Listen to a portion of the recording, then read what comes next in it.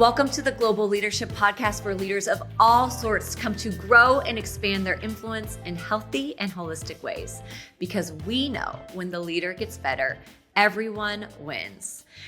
I am Whitney Putnam. I am your host. This month has been so fun. At least it has been super fun for me as we have been exploring the topic of hospitality. This entire month, we've heard from our CEO, David Ashcraft. We've heard from Will Gadara, the author of Unreasonable Hospitality. And today you're in for such a special treat, getting to hear from Horst Schulze. He is a dynamic leader who changed the game in excellence in hospitality, starting in the hotel industry, but expanding his influence into all sorts of different fields. You guys, if you don't know who Horst Schulze is, I can't wait to tell you. He is the founder and former chairman and CEO of the Capella Hotel Group. It is a luxury, ultra luxury hotel group. And he actually founded it and actually just sold that company. But you guys, that wasn't his first hotel group to find, because he also founded the Ritz-Carlton in 1983. He co-founded it. He was the former COO, and while at his time at Ritz-Carlton, he was responsible for setting the business operation and service standards that made the Ritz-Carlton world famous. If you've ever stayed at a Ritz-Carlton, you know and you experienced the excellence that Horst set in motion. So we are going to get to learn all about him today. You guys, before we get into that conversation, I just wanted to share with you, we love it. We love when you leave a review and we hear how this content is helping you develop as a leader. And so we just want to encourage you, if you have a couple of minutes, if you're able to leave a review, we read them. We love them. It also is the best way for us to share this content and expand this content to other leaders and expand our community. So thanks so much for liking, rating, and sharing our podcast. Is your organization feeling a little off? As a leader, are you throwing darts in the dark and wondering if those quick fixes are enough to fix your workplace culture? You probably know they're not. Engaged employees are the key to building a healthy culture. But how do you go beyond surface level solutions and find out what your team really needs to flourish? Meet Best Christian Workplaces. Their employee engagement survey does the hard work for you, delivering actionable insights and data-driven strategies that actually work. Forget about guessing what your employees need. Ask them. The engagement survey results will guide you on the road to flourishing using 8 flourish factors that are scientifically proven to build engagement. With their help, you'll create a culture at work where people feel valued, heard, and inspired to bring their God-given talents to work each day, increasing your kingdom impact. Visit workplaces.org to learn how to stop guessing and start building a flourishing workplace. Very special thanks again to Best Christian Workplaces for sponsoring today's episode. And now let's get right to our interview with Horst Schulze. Well, the Global Leadership Podcast welcomes back Mr. Horst Schulze. And Horst, it's been a while since we've talked with you, but you've given some great talks at the summit and just been a real friend of the summit. And so welcome. Thank you for taking time to be with us today. Delighted to be with you. Thank you, David. So I would love to, for those that maybe are not as familiar with you, maybe just go back and let's talk about your start even in the hotel business. You have been primarily, for at least a lot of your life, involved in hospitality and the guest service and hotel business. And so can you take us all the way back? My understanding is 11 years old, you started having interest in working in hotels. Yeah, well, I went to my parents when I was 11 and said I would like to work in a hotel business. Obviously, they didn't take that very serious at the time. They said, okay, go on. But for some reason, and nobody knows why, where the idea came. Mind you, I was growing up in a small village in Germany. There was no hotel. I had never been in a hotel. I had never been in a restaurant. That was after the war years, you know. And but some reason I kept on insisting on it. My parents consequently inquired in a government agency about careers, what about hotel career, and they said, well, ideally, if he wants to have a hotel career and start working in it as an apprentice, typical German upbringing, you should look for the best hotel possible. And my parents found, sure enough, a apprentice busboy job in the hotel, in the best hotel in the region. Unfortunately, that was close to 100 miles away from home. Is that right? Oh my goodness. So I left home when I was 14, stayed in a dorm room in the hotel, and started working in the hospitality industry. So did you ever at 14 years old think, oh my, what have I done? And this is the wrong business for me? Or were you hooked instantly? No, I didn't. But we lower middle class, small village, after the war in Germany, I was dreaming of this elegant surrounding and so on. And that's what it was. I knew I would have to wash dishes and clean floors there. I knew that. I wanted to be in it though. And I got it. And it was a very important hotel. It was close to what was then the capital of West Germany. And anything important on any guest there was very important. In fact, the first day, the general manager said, you learn here to be a servant to very important ladies and gentlemen, our guest. That's what I wanted. Yeah. That's great. That's great. So you started out just doing hospitality, almost bussing tables and cleaning rooms and things like that. So what did your trajectory, how did you move forward? Were you moving pretty quickly or did you stay in those roles for a long time? Well, long time. I was there for my apprenticeship period for 3.5 years. Oh, wow. Going once a week to hotel school. That's a typical German thing.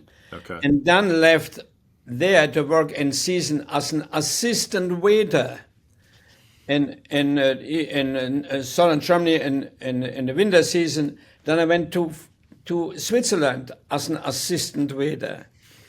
And finally, now I'm already 5 years in the business. I'm still an assistant waiter. And finally, from there, I went to Holland America Line as a steward. Okay. I went back to Switzerland as a waiter. And then I went to France, to Paris, as an assistant waiter, but I became a waiter there. I was promoted. And then I went to England as a waiter. And then I came to the United States in 1964 as a waiter. Wow, that's amazing. So a lot of your time was spent early years truly serving people. That's something you're very familiar with. So. Yeah. Oh, yeah. And did your parents buy into this pretty quickly? Did they realize, yes, he's serious about this, or do they have questions moving forward? Well, that's why they let me, they looked for that job and found the job, and they knew I was crying, begging, and everything to work in this business, and I got it, and I truly enjoyed it. I mean, it was a totally different world that I entered. Mm-hmm. And then of course, in the business is such a global business. Immediately, look, even then after the war, our guests in the hotel were from all over the world. It was global, and very interesting and fascinating. And I went home and told stories about the people that I met, which people only read in the paper about. Yeah, so you were almost a celebrity right off the bat just because of the people you were rubbing shoulders with. Yeah. So Horst, at what point did you start seeing yourself as a leader, or at what point did other people start seeing leadership skills in you? Yeah, well, I came to the U.S. interesting enough to only to work for a year or two, but my dream was to get a promotion. So I worked in the hotel in San Francisco. And my dream was to become a supervisor in room service. I worked as a room service waiter in the Hilton, and I knew I would get the job because I was the best waiter there. I knew how to put food. I studied that, and I knew how the chemicals of the food come together, what drinks go, everything. And the rest of them only knew how to take orders and deliver the food. And so I thought I will become a supervisor in room service and then go back to Europe and follow career. My boss was German too, so I knew I would get a job, but I didn't. Oh, really? The next promotion was somebody else. And I realized, wait a minute, I went to work for work rather than do a great job.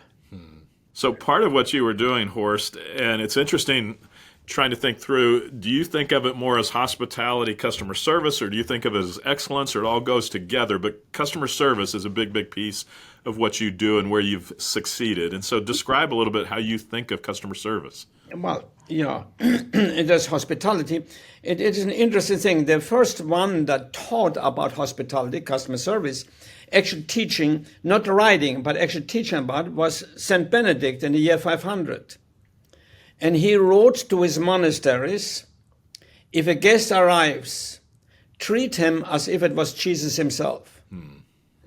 And that's really my guideline. Now, he said, prostrate, even if you're on a fast, join the guest if he's alone, after you wash their feet and so on.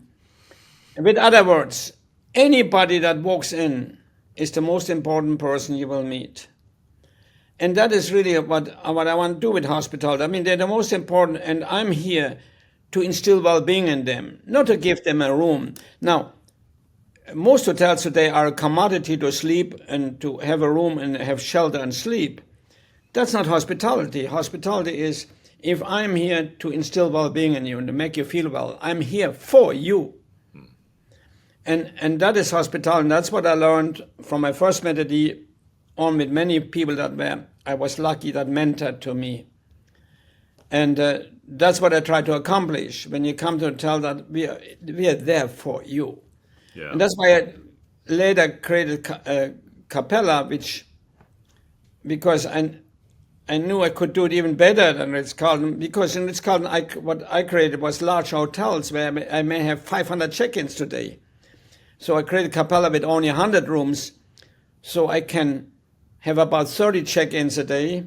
If they stay 3 days, I'm sold out. So I can call 30 people and say, when you come to Singapore, what can I do for you here? Wow. You have a diet, you have a dinner. So to bring it to the next level of caring for the individual that arrives there. That's great. So at some point, Horst, it seems like, I don't know if culture changed or businesses changed. I'm not sure at what point customer service became a priority for organizations. Obviously for you, it was your whole life. And so we're talking to business owners, we're talking to pastors, church leaders, community leaders.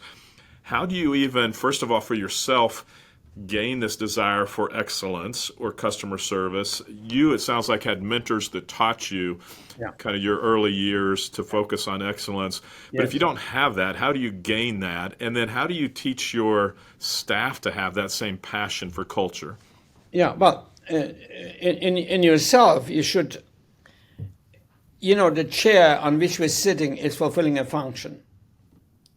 We're human beings. We should start to realize that, first of all, and that our function should be, we should only commit functions with high intent. What is my intent? What's my high intent? Excellence is not an accident. Excellence is a result of high intent and hard work. Once I know my intent, I now can learn what to do to accomplish that. So excellence is simple. That is that high intent.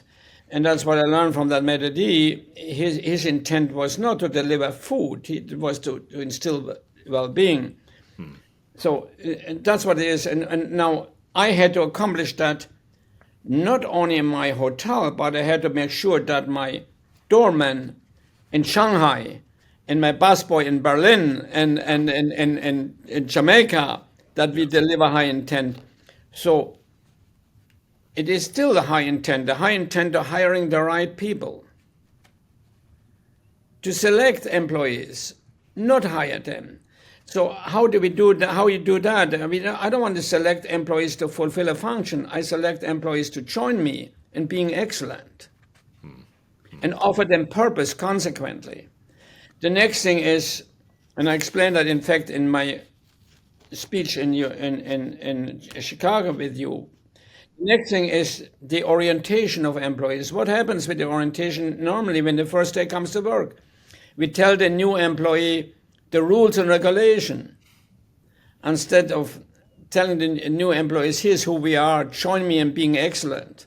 And here's what excellence is to the customer the first day.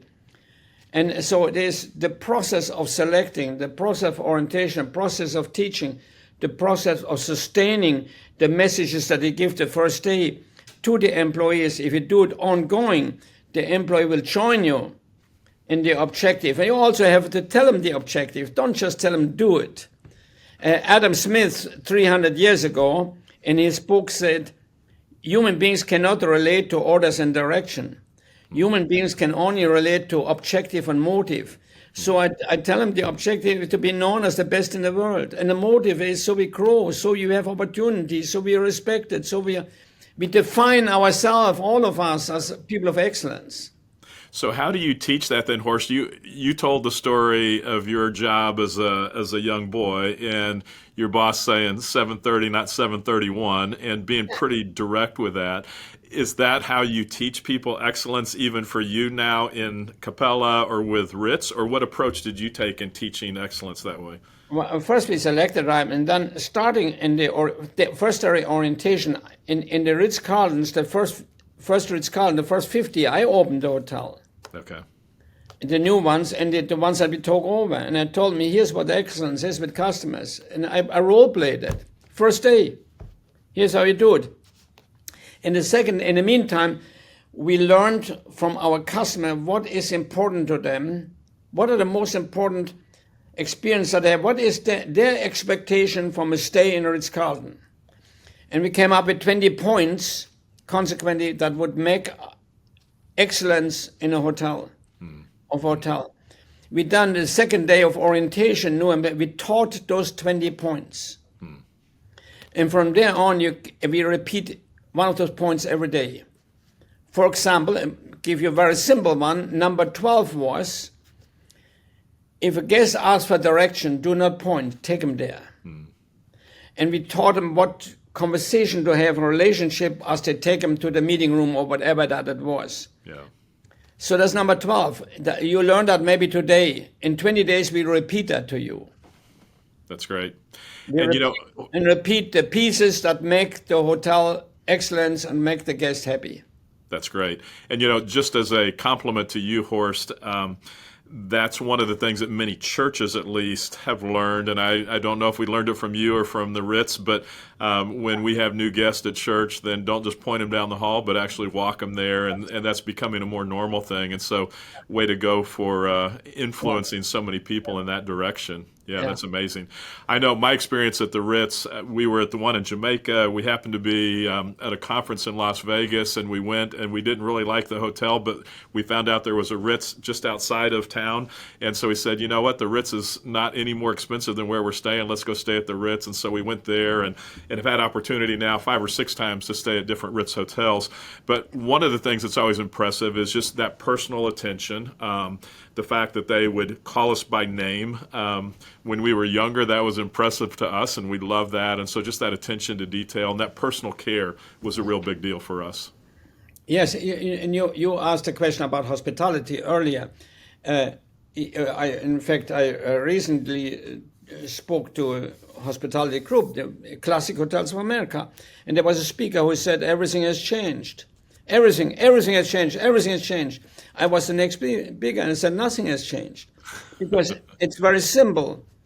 We know that forever a human being wants to be respected and cared for and honored, and we are here for that. The technology, how we deliver it, has changed. Yes, but the truth is, I'm here to instill that well-being. Again, like that melody, I'm not here to deliver food to you. That is incidental. I'm here to make you feel well. And if that is my objective, I will find ways to do that, and I have to teach that, and relentlessly teach it nonstop. For example, we know from behavioral analysts. I work with behavioral analysts, University of Colorado and University of Frankfurt and University of Sydney, to see if culturally something changes, but it doesn't. It's the same. We know, for example, that if you come within 10 feet, you make a decision about the other person subconsciously. Well, wait a minute, they make a decision about you too. So we teach relentlessly. If somebody comes within 10 feet, you look at them in the eyes, smile and say, welcome. Don't say hi.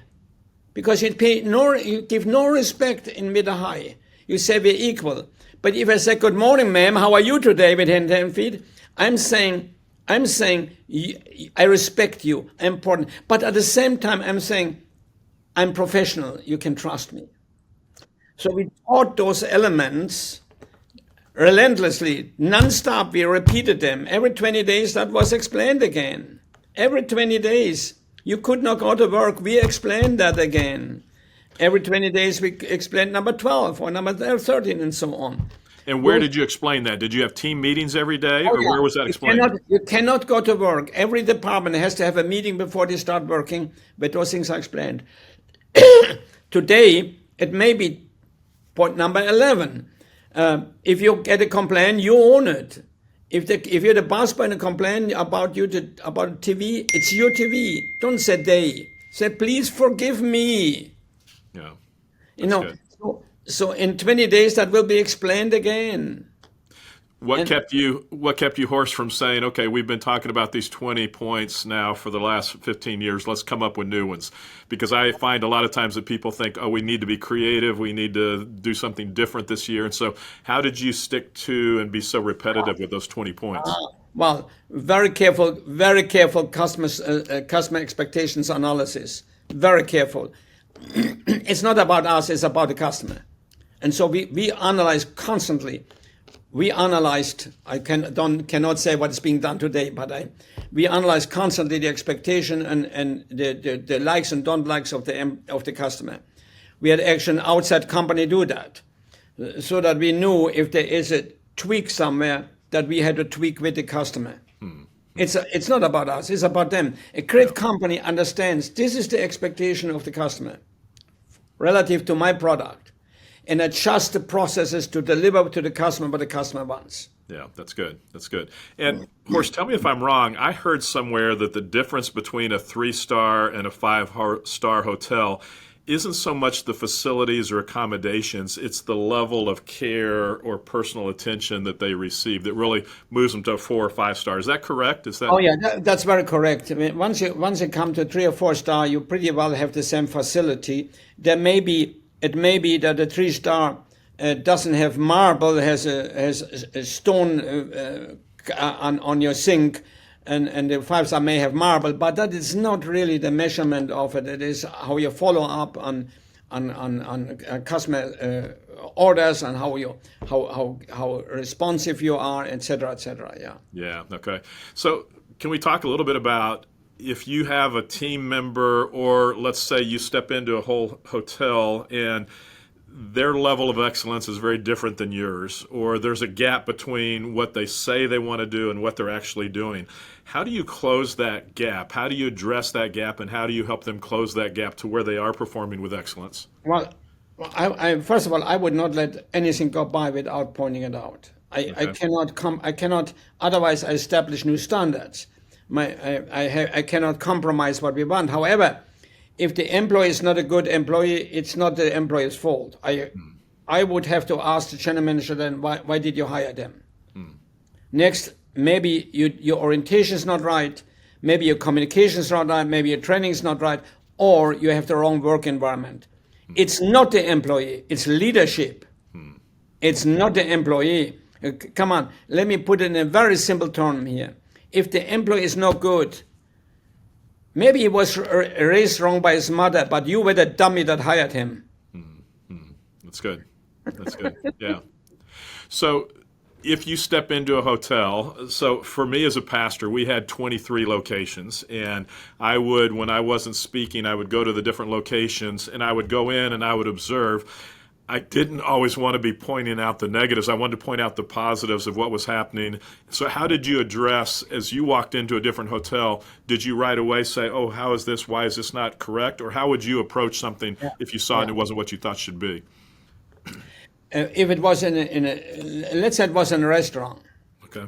And I said afterwards, I would like to talk to the staff of the restaurant, everybody. And I said, I want to tell you all the great things that I saw here. But I see, even though only one person didn't, I didn't want to point somebody out, because if one does it, the others do it too. Yeah, and I said, but here's something I want to teach you, that should not happen. I saw it a little bit happening, can happen, but just so you know, it's not professional. And I explained what went wrong. But I told them 6, 7 things that were right. Good. Okay, good. So you're giving them both positive and what needs to be corrected as well. Yeah. Well, because when you tell them what's right, you're also teaching. Yeah. Yeah, exactly. Exactly. You're reinforcing. Yeah. So one of the things that I think I've heard you say, or at least I've read, is, and you said it even today as we're talking, it's focusing on the customer, but it also seems like you put a lot of effort into the employees themselves. And there's a quote that you guys use is just, and if I say it right here, we're ladies and gentlemen serving ladies and gentlemen. And so you had to put a lot of effort into the employees, even though you're very customer focused. Yeah. Well, let me give you that background. That first job where I started, I told you the general manager talked to us and said, you learn how to be serving, to be a servant to important ladies and gentlemen, important ladies and gentlemen. You will learn how to take care of them. Once a week I went to school. After 2 years, the teacher asked us to write an essay as to what we now think about our business. That night I went to work and I saw my maitre d' working again, and he approached the table. And I could clearly see that the guests on that table were proud that he came to them. Oh, wait a minute, this is a reversal. We are the servants and they're so important ladies and gentlemen. When I contemplated that night, my essay, I wrote about him. And I realized why they were proud. Because he had defined himself as a fine gentleman, as a person of excellence. And they were proud that he came to them. And it occurred to me in that moment, if I am not successful, if I am a dishwasher the rest of my life, I still can define myself as a fine person. And I wrote an essay, and I named that essay, We Are Ladies and Gentlemen, Serving Ladies and Gentlemen. Oh, wow. I was 16 years old. That's amazing. It was a big hit. It was the only A I ever had, before and after. And consequently, when I started Ritz-Carlton, I made that the motto of the motto of the company. We are not servants. We are not servants. We are ladies and gentlemen servants. Unless we sentence ourselves by not doing the great job, then we are not ladies and gentlemen anymore. Then we have become servants. Interesting. And that was the motto, and that was made very clear to everybody. And in my industry, it became world famous. Ladies and gentlemen, serving ladies and gentlemen. That's great. That's great. Horst, you have done so much in your life and in your career, and you started young at 11 years old, or at least that's when your dream, you said, started, 14 when you started working. You are still going strong now. What keeps you going and what motivates you now? You said it was just a few years ago that you sold the Capella hotels. So. Yeah, I started Capella when I was 65. Did you? Wow. Okay. And it's now the number one company. I do not believe that retirement is, number one, it's not biblical. You tell me somewhere in the Bible it says you should retire. I mean, it's silly. We should keep, as long as God allows me, I want to contribute. Contribute in a way where I feel that I serve people by teaching, by giving as much as I possibly can. And I cannot see any pleasure to sit at home. Somebody said a neighbor, a friend, retired because you want to play more golf. Well, I understand that if you're a pro, but that means you're not retired. And I cannot understand how I do something that, I would do things for fun too, but I want to contribute. I want to grow in it and see people grow around me. And I cannot comprehend. I'm 80, closer to 86. I'm not retired. I'm very active. This year, and we're just over half through the year. I have been in 11 countries. Have you? Most of them are business and contribute, that I feel are contributing, and teaching is contributing at all levels, in my opinion. Good for you. So it doesn't sound like your wife got her wish of you being home more once you No, took away. but today she in half of the countries she traveled with me. Oh, that's great. That's good. Yeah, great. Well, I made one trip with her just for the fun of it. When I finished with Ritz-Carlton, we left here, went to Paris, to Beirut, to Dubai, to Singapore, to Bali, to Hong Kong, Frankfurt, back here. And when we came back here, she said, I want to tell you only one thing, never again. That was enough. Huh? That was enough. That's good. That's good. So, Horst, a lot of the people that we're talking to may not see themselves being in a customer service business. You're describing things that you were involved in a hotel, but I'm guessing that you would say that your principles you learned and the 20 points probably you used at the Ritz-Carlton translate to most any business or any church that somebody might be serving that's listening to us today. If businessmen listening, let me tell you something. Please listen to this. This is overwhelming what I'm going to tell you now. A recent survey shows, it's only 2 years old, shows that 80% of the American market says, I will deal with you if you care for me, even if next door I can buy the same product for less money. With other words, the hospitality, the caring, is the differentiator of your business. If in hospitality, how do you convince your customer in a hardware store? Because your hammer is a better hammer? Or are you going to convince them because of your hospitality to come back with you, to trust you, to deal with you? Hospitality, and besides that, it's simple integrity as a human being, and to be nice to people. So if you do it and maybe make sure that it happens by everyone with you, you are 80% of the people will deal with you, will want to deal with you.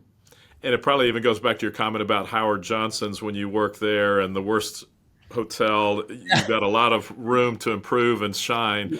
I would imagine that compared to most companies, it doesn't take a lot to show customer service or care and excel. Well, David, how important what you just say. It's easy because of, well, I'm going to say this now. We weren't so successful with Ritz-Carlton because of us, because the competition didn't do it. That's why we were successful. Yeah, which is interesting. It's sad, but probably a true statement. Yeah. Very sad. Yeah, very sad. Yeah, interesting. What about in churches? Do you see the same thing being applicable in churches as well? Absolutely. In fact, I have spoken to a lot of churches, and because and I've seen it in church that goes, and not in church where I go, because it is good. There is when there is a welcome, it may as well put a computer there to say welcome. When you arrive in a difficult parking, is somebody they all of a sudden feel they're in control. They're the police. Oh yeah, and treated like a police. And I don't have a sense that somebody with their feeling, with their eyes, with their behavior says, "I'm glad you're here." I don't have that feeling. When I go to a new church, I don't have that feeling. I admire them that they stay outside in the rain and help with the parking and volunteers. I know they're volunteers. I know that. But my goodness, why not go to the next step and be glad for everybody's end? Remember, everybody comes in, maybe Jesus himself. Yeah. And would you treat volunteers the same way you would your staff, as far as pointing out, here are the good things that you're doing, but here's an area you can improve in? Absolutely. The volunteer, while that guy is out there in the parking lot, he's defining your church. Yeah, exactly. Come on, yeah. Exactly. He's defining you. How do you want him to define you? Exactly. Very good. Well, Horst, it's a lot of fun talking to you. You have impacted more people. I'm sure you've impacted a lot, but you probably impacted a lot more than you even know. And it's fun to see some of the things that you're talking about having trickled down from you and the Ritz-Carlton to so many others now in so many businesses and context and churches. And so thank you for the contributions you've made over the years and what you continue to do now. It's very much appreciated. Thank you. It's a delight to be with you, David. Thank you, and wish you well. It doesn't sound like you're slowing down at all, but wish you well in the days ahead. So no, not for quite a while. I'm busy, and I intend to be busy and contribute until I go home. And you wrote a book in 2019, and I'm looking here for the title. It's on excellence, correct? Excellence wins. Yeah. And I'm very lucky with this book. It didn't sell in stores much, but a lot of CEOs bought. I have one CEO. Somebody gave them. He read it in the plan, and he ordered 5,000 for his employees. That's great. Another one 3,000, so on. So it is very successful. Thank to God, but that's how it got successful. That's great. Yeah. That's great. Well, Horst, thank you. The Global Leadership Network appreciates you very much and appreciates the relationship we have with you. And thank you for taking time with us today. Thank you. Delighted to be with you. Thank you. What a fascinating conversation with Horst Schulze. I mean, I could glean so much from him. And you guys, he is 86 years old and still going. I don't know about you, but that in itself is inspiring. I loved learning his insights, especially all around excellence. And we could talk about so many of them. But the quotes that I've continued to think on and try in ways to begin implementing in my own life was when he was talking about his boss that said, Horst, don't come to work. Come to work for excellence. Don't come to work just to work, but come for excellence. That in and of itself becomes such a game-changing strategy for us. At least it certainly does for me. Don't just come to work to work.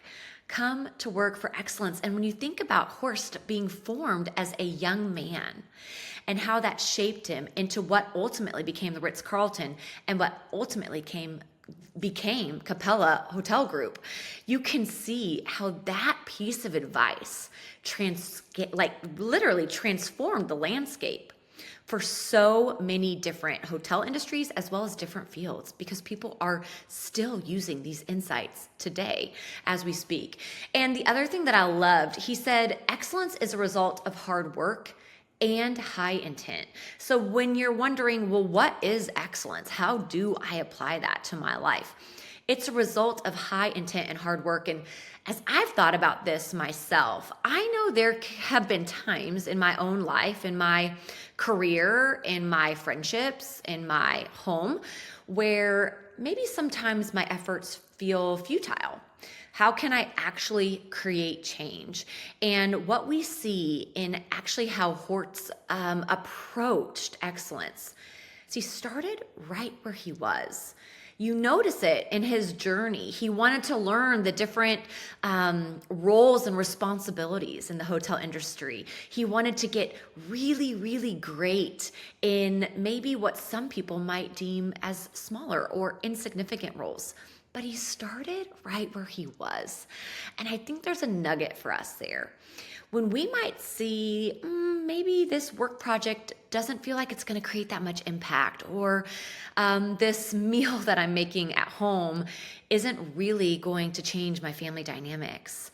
Maybe if we start noticing ways that we can pour our heart and soul into what is right in front of us, we also can see streams of excellence coming from those smaller tasks. So that's what I'm going to be practicing. I completely invite you to begin practicing that as well. And just so you know, we know that there's so much information out there. We live in a content-rich world about hospitality, but we want to make it really, really easy for you and your team to begin learning more and more about hospitality and how you and your team might actually start putting some of that to work. So we created created a product for you. It's called Team 365. In Team 365, you are actually going to get incredible content. And this month we are focused entirely on, that's right, hospitality. So you and your team can learn all about hospitality. You're going to hear from past summit talks from this past year as well. You're going to get discussion guides and outlines that you can work through with your team.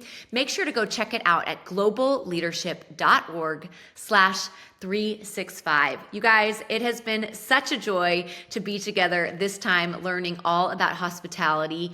And remember, we love it. One of the best ways, maybe a way that you can start again with what is right in front of you, is liking this podcast, sharing it. It's a way that you actually get to expand your influence to other leaders and let them know about this great content. We're so glad that you joined us, and please remember that everyone has influence, so lead where you are.